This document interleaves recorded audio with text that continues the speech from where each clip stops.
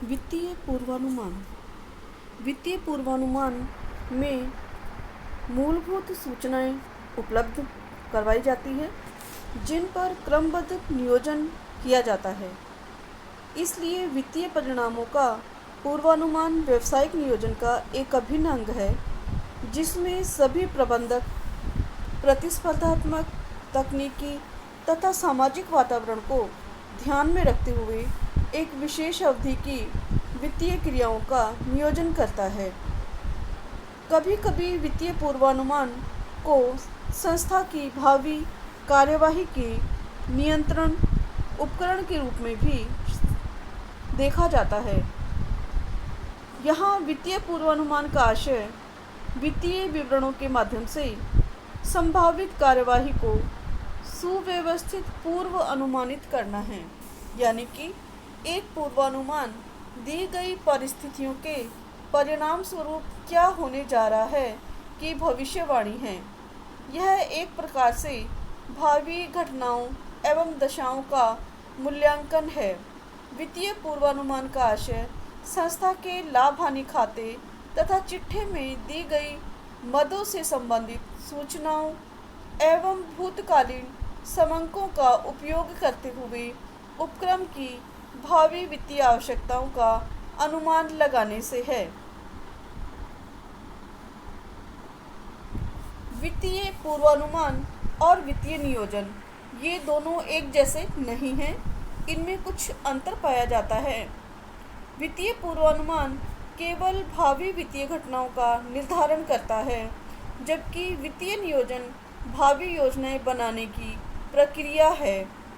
वित्तीय पूर्वानुमान में घटनाओं की भूतकालीन निष्पत्ति पर विश्वास किया जाता है, अर्थात पूर्वानुमान भूतकालीन समंकों के विश्लेषण पर निर्भर करता है, जबकि वित्तीय नियोजन इससे आगे का कदम है। यह बहुत कुछ न केवल वित्तीय पूर्वानुमानों से सूचनाएं लेती है, बल्कि संस्था के लक्ष्यों की प्राप्ति के लिए भी क्या कार्यवाही करती है उसके बारे में विचार करता है।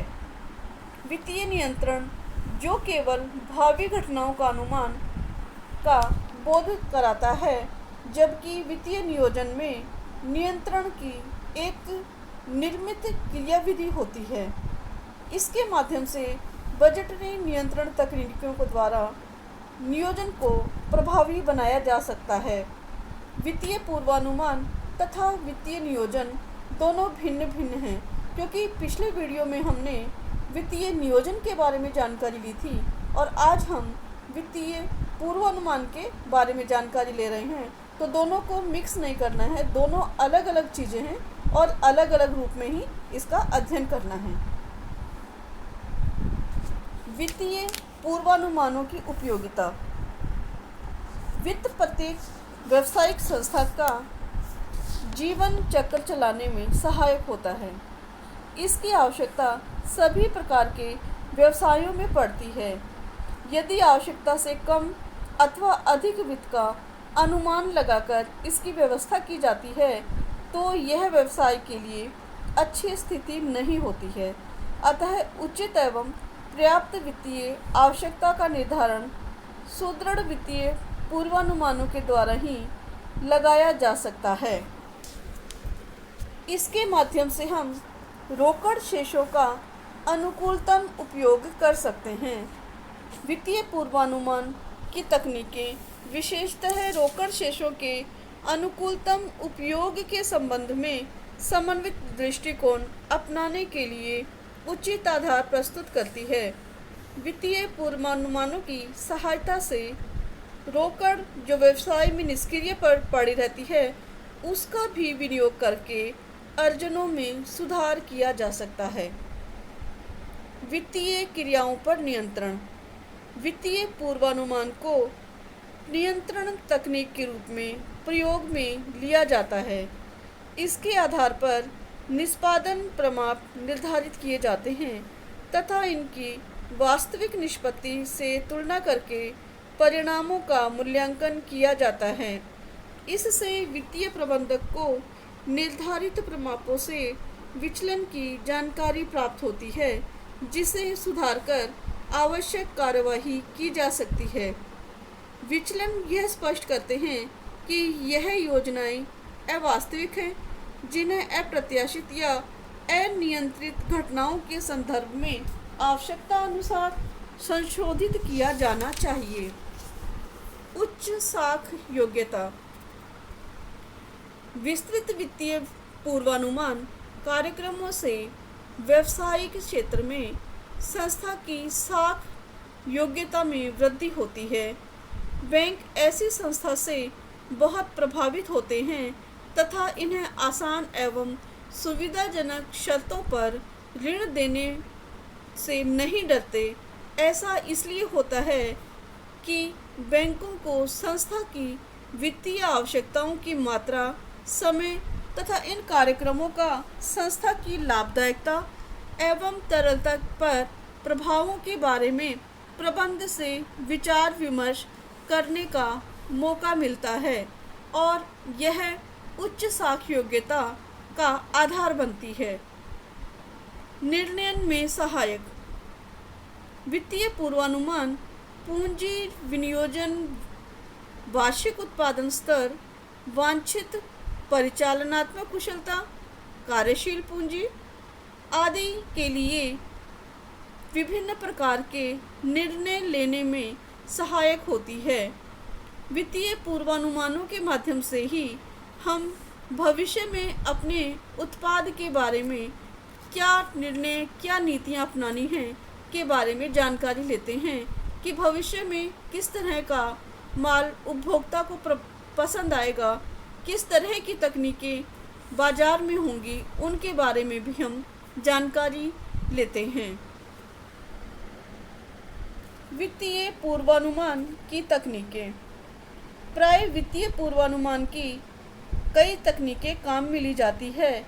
मुख्य रूप से हम इस अध्याय के अंदर प्रतिरूप या प्रक्षेपित वित्तीय विवरण, रोकड़ बजट, रेखीय बहुगुणी प्रतिगमन, सूक्ष्म ग्राह्यता विश्लेषण और अनुरूपण के बारे में जानकारी लेंगे। प्रतिरूप या प्रक्षेपित वित्तीय विवरण। वित्तीय विवरण जो संस्था की परिचालन लाभदायकता तथा भावी वित्तीय स्थिति को दर्शाते हैं, प्रक्षेपित वित्तीय विवरण कहलाते हैं। ये प्रक्षेपित वित्तीय विवरण दूसरी प्रकार के वित्तीय बजट हैं जिन्हें अल्पकालीन वित्तीय नियोजन में प्रयोग में लिया जाता है। ये प्रक्षेपित विवरणों को तैयार करने के लिए समंक एवं सूचनाएं मूल रूप से उस अवधि के विभिन्न बजट एवं पूर्व अवधि के वित्तीय विवरणों से उपलब्ध कराई जाती है। इस प्रकार के बजट जो हैं अल्पकालीन वित्तीय नियोजन में प्रयोग में लाए जाते हैं। संस्था के अपेक्षित आय स्तर, व्यय तथा अन्य परिचालन तत्वों से प्राप्त सूचनाओं का भी इसमें प्रयोग किया जाता है। गत अवधि के वित्तीय विवरण मूल संरचना तथा प्रारंभिक बिंदु प्रदान करते हैं। जब सभी आवश्यकता हो, अनेक प्रकार की मान्यताओं के आधार पर इन प्रक्षेपित वित्तीय विवरणों को तैयार करने के कोई कठोर नियम नहीं होते हैं। इनके लिए कुछ अंकों का गणना करके भूतकालीन तथ्यों पर आधारित अनुपातों की सहायता से तुलना की जाती है और कुछ अनुमान के आधार पर प्रक्षेपित आय विवरण और प्रक्षेपित चिट्ठा इसके लिए बहुत उपयोगी सिद्ध होते हैं। इसी से मिलता जुलता अध्याय हम पहले भी अध्ययन कर चुके हैं, जिसके अंतर्गत हमने वित्तीय विश्लेषण की तकनीकों के बारे में जानकारी ली थी। उसमें भी इसी से संबंधित बातें बताई गई थी। प्रतिरूप या प्रक्षेपित आय विवरण।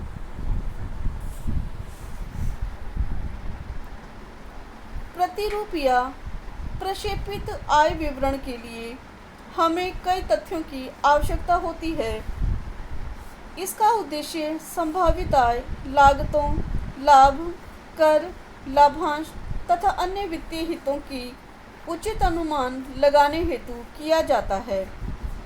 इसके लिए हमें विक्रय की आवश्यकता होती है, यानी यह विवरण भावी अवधि की अनुमानित बिक्री के आधार पर तैयार किया जाता है। बिक्री का अनुमान अनुभव पर आधारित नियम अथवा बाजार शोध या आर्थिक सर्वेक्षण के आधार पर तैयार किया जाता है। दूसरा है विक्रय माल की लागत। विक्रय किए गए माल की लागत का अनुमान उत्पादन अनुसूचियां बनाकर किया जाता है। सर्वाधिक शुद्ध अनुमान क्रय, उत्पादक श्रम और उपरि व्यय लागतों के विस्तृत विश्लेषण में सहायक होता है। अतः विक्रयित माल की लागत का अनुमान भूतकाल में बेचे गए माल की लागत की बिक्री के अनुपात से ज्ञात किया जा सकता है। विक्रय एवं प्रशासनिक व्यय, इन दोनों ही मदों का सामान्यतः अग्रिम बजट बना लिया जाता है, क्योंकि इनके अनुमान यदा कदा ही शुद्ध होते हैं। कुछ वित्तीय विश्लेषकों द्वारा भूतकालीन अनुभव के आधार पर विक्रय के एक निश्चित प्रतिशत के रूप में विक्रय एवं प्रशासनिक व्ययों को निश्चित कर दिया जाता है।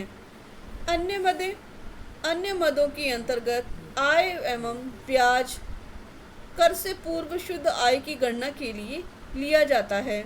कर पश्चात शुद्ध अनुमानित आय की गणना के लिए आयकर को निर्दिष्ट दरों पर घटाया जाता है और अंत में लाभांश भुगतान करने से पूर्व निर्धारण उचित दर करके हम उस शुद्ध लाभ को कर पश्चात शुद्ध अनुमानित आय में से घटा देते हैं।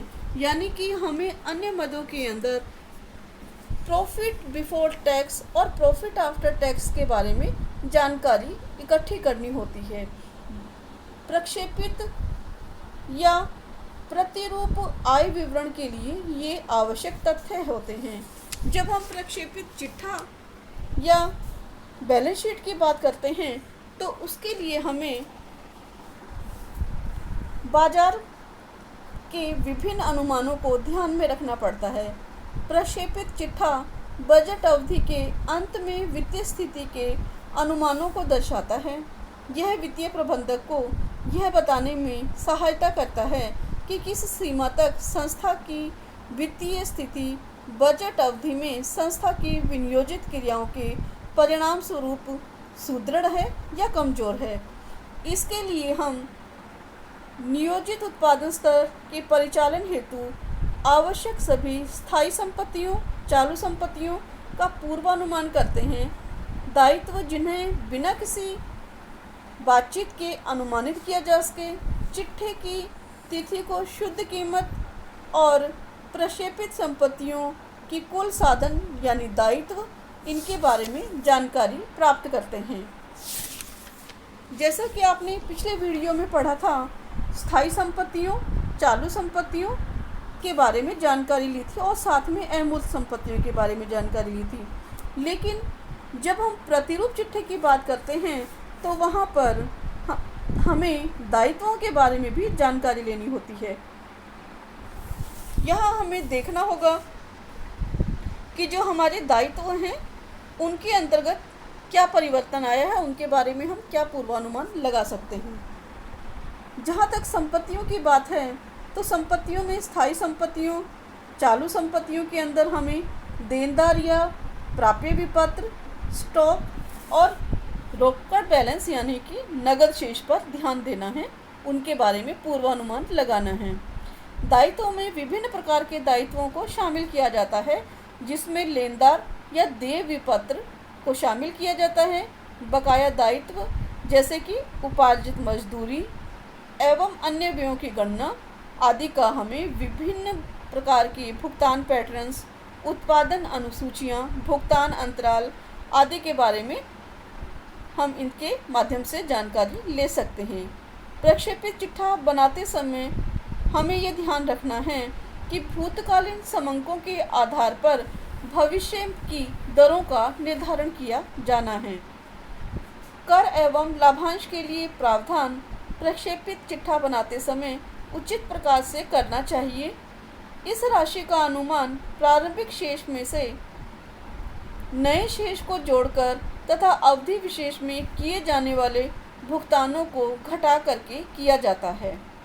दीर्घकालीन दायित्वों का अनुमान भी आसानी से लगाया जा सकता है, क्योंकि इनकी राशि दीर्घकालीन ऋण लेने वाले एवं चुकाने वाले की वित्तीय योजना पर निर्भर करती है। और नेटवर्थ यानी शुद्ध मूल्य हमारा अंश पूंजी और संचयों एवं आधिक्यों की राशि जो होती है वह हमारी नेटवर्थ होती है। किंतु इसके लिए विद्यमान शुद्ध कीमत में अंशों की बिक्री, अंशों के शोधन को भी ध्यान में रखना आवश्यक होता है। प्रक्षेपित चिट्ठे को संतुलित करना। कंपनी की संपत्तियों एवं दायित्वों का प्रक्षेपण करने के उपरांत वित्तीय प्रबंधक शेष राशि का निर्धारण करने के लिए दोनों का मिलान करता है।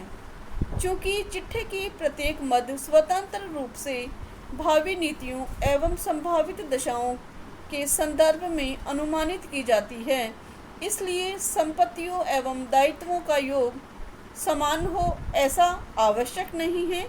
यदि अनुमानित संपत्तियां प्रत्याशित दायित्व एवं शुद्ध कीमत से अधिक है, तब शेष की राशि अतिरिक्त कोष होगी, और अगर विपरीत दशा है तब अधिक के न्यूनतम वांछित रोकड़ को के अतिरिक्त नकद को बताएगी।